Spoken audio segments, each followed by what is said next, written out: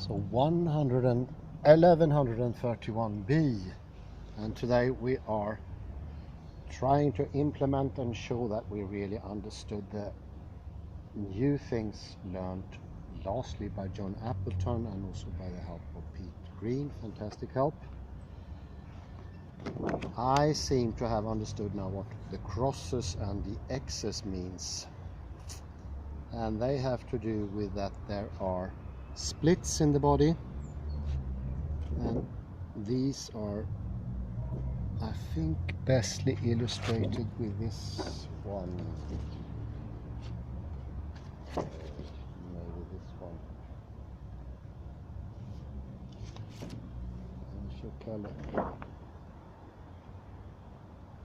In our upright position as bipedal creatures, we have three splits. Well, exactly like a lizard has two splits, which puts the body into three parts. First part is the director, and the director leads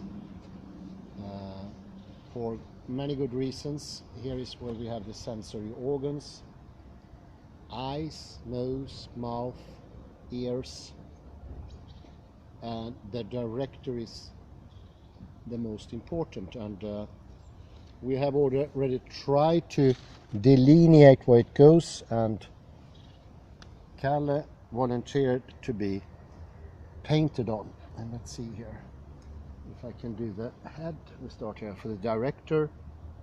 This is where the seam is, and the seam is the delineation line between the ventral surfaces and the dorsal ones. And this part is dorsal. One could say that dorsal comes up here, and it goes apparently a bit here, and it goes over the ear. I'm not going to paint the whole ear, but I did anyway. And then it goes down to the square part of the chin, and then it follows the cheek, goes up here, and here we imagine Sylvester Stallone, and it goes up here, and this thing I don't know what it's called, and it goes up to the ear and half of the eyes. I think it's quite clear there. We're gonna take that in.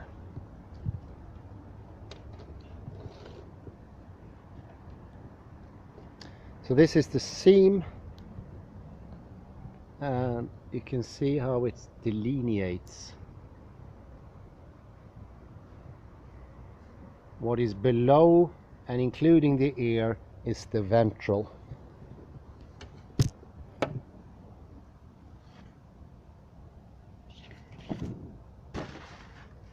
And here we have, for instance, one way of thinking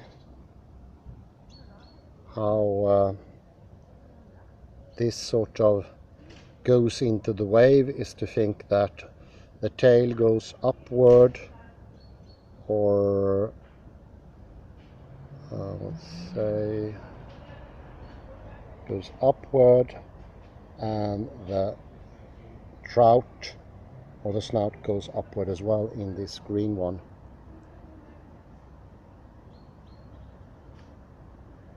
Whereas in the red one, the tail goes downward and the snout goes upward.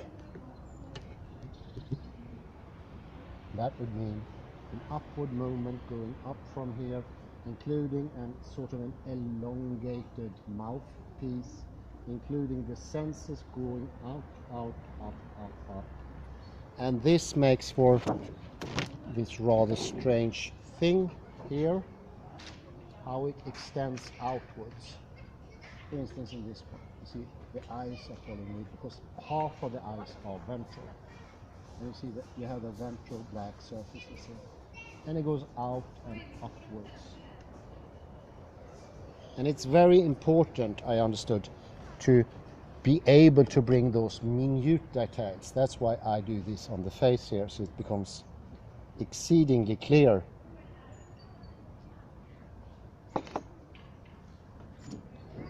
So that became clearer over the last 2 weeks. But now we come to the other things. We are divided into three parts by two divisions. Those two divisions are called the splits, and maybe most easily seen here.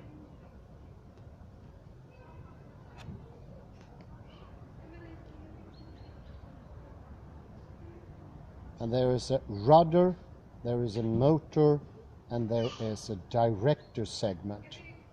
And this is because in the uprightness of human beings, they got sort of confused. And the PRI is trying to put them together in a single movement or a wave so they can do their work.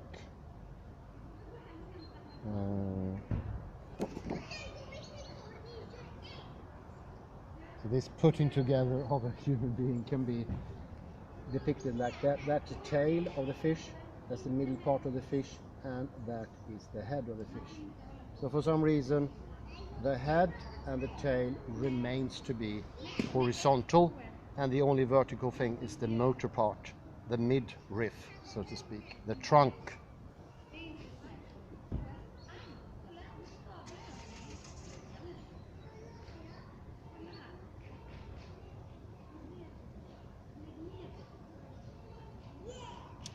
And I learn how to delineate the arms at least. So you can you take your shirt off now? Or yeah, okay.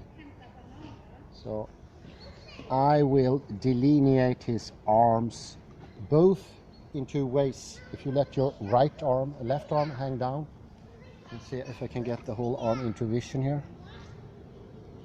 How do you do that? Do like this.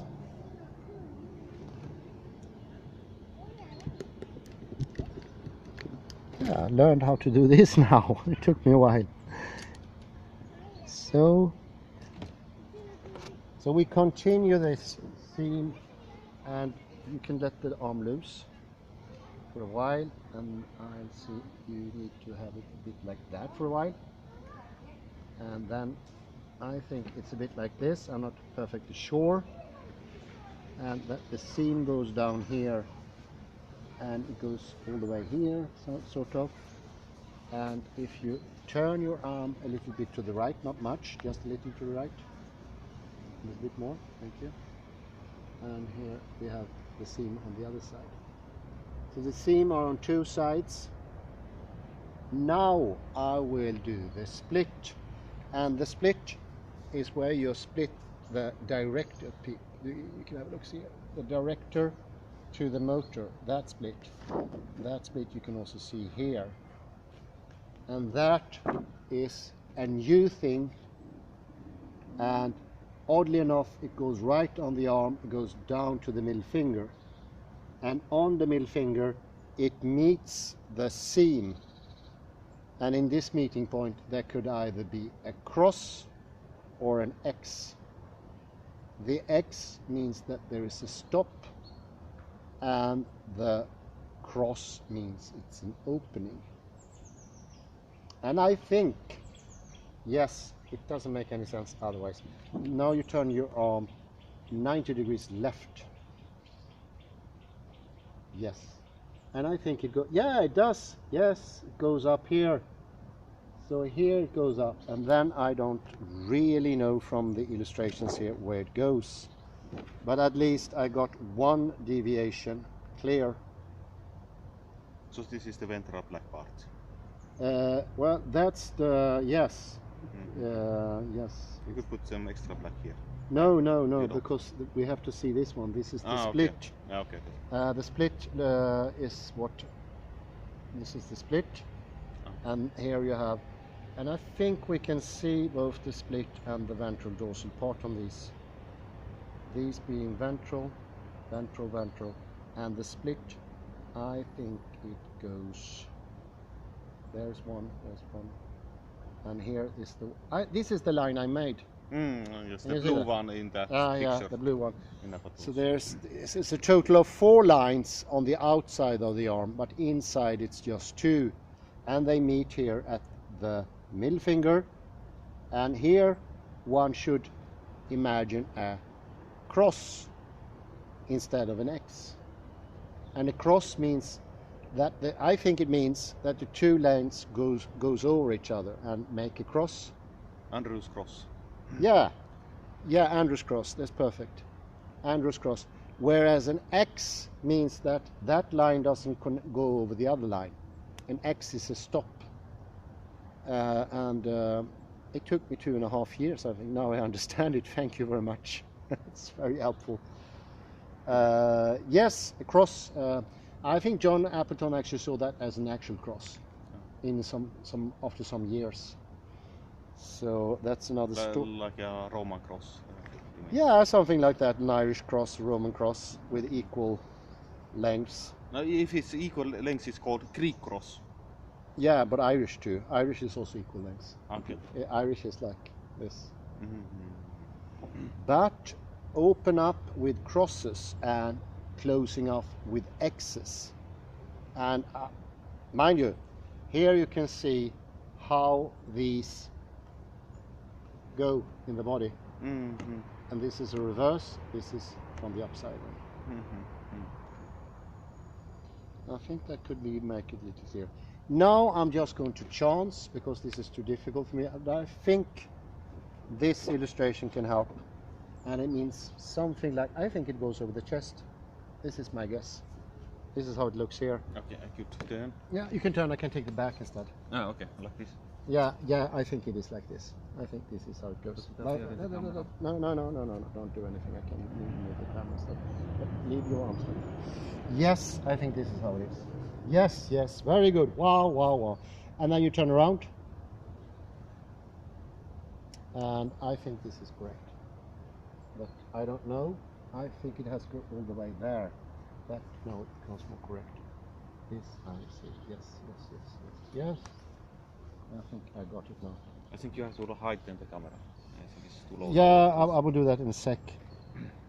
I think the viewers will be the judges. I think we're going to put this as private, I think, because this only has interest for Appleton and Pete and some other people, I think. Then you move your arm, left arm, slowly to show what we have done. Yeah, very good. Yeah, I think that's true. Might that line be a bit more this way? Because this is still ventral. So it should be broader here. Mm-hmm. And that one is correct, because that goes in the middle, to the middle finger. Mm-hmm. And this. And now we sort of made the director free from the motor, and that is important, because the motor is the only upright thing, and it needs to be separated. So therefore we sort of imagining the splits. I'm going to put a pause here. You can sit down, and then I'm going to read some theory. So I will read about the director motor and rudder. And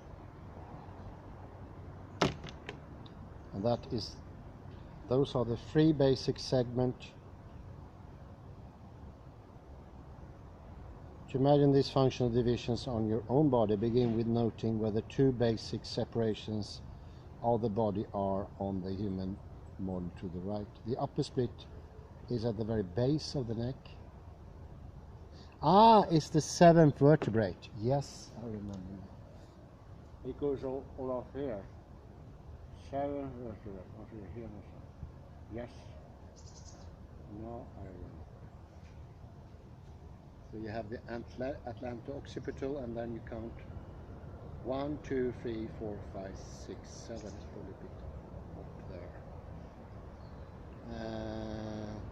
The split at the leg starts very low on the back, in the middle of the sacrum, above the tailbone, below the lumbar part. The split is around the hip, down the front leg, down on the front of the leg. I don't get that.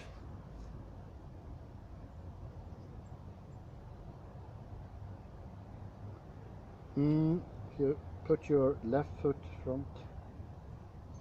See here, I think the split goes right here as well. Goes down to the toe. This is how it looks in the illustrations. And it goes up here in that way. So this is how the split looks. Here we have it.